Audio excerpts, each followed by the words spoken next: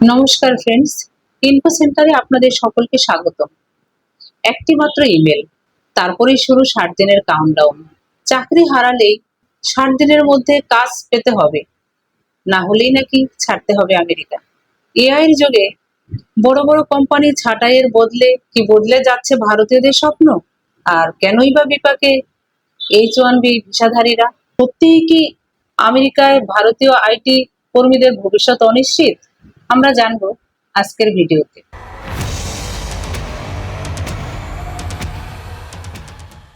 H1B visa হলো আমেরিকার একটি কর্মসংস্থান ভিত্তিক ভিসা, যার মাধ্যমে দক্ষ কর্মীরা, বিশেষ করে সফটওয়্যার ইঞ্জিনিয়ার, ডেটা সায়েন্টিস্ট এবং এআই বিশেষজ্ঞরা, তার মধ্যে বেশিরভাগই কিন্তু ভারতীয়রা রয়েছে নিযুক্ত।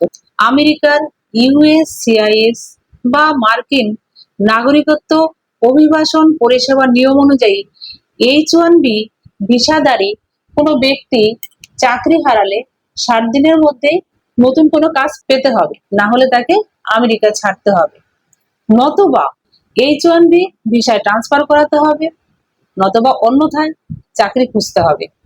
আমেরিকায় বিদেশিদের স্থায়ীভাবে বসবাস করতে গেলে গ্রিন কার্ডের আবেদন করতে হলে তাকে আগে আমেরিকা ছাড়তে হবে। ভারতীয় প্রবল চাপের মুখে আছে। মেটা সংস্থানে ইতিমধ্যেই কর্মী ছাঁটাই করে দিয়েছেন। সেম পথেই চলছেন আমাজন, লিঙ্কডইনের মতো সংস্থা। তাই ভারতীয়দের মধ্যে এক ভয়ের বাতাবরণ সৃষ্টি হয়েছে, কি তাদের আমেরিকা ছাড়তে হবে। বিশেষজ্ঞদের মতে এআই অটোমেশনের কারণে বড় বড় টেক কোম্পানির চাইছেন কম সময়ে বেশি কাজ করবে এবং তারা সেই ঝুঁকি নিচ্ছেন।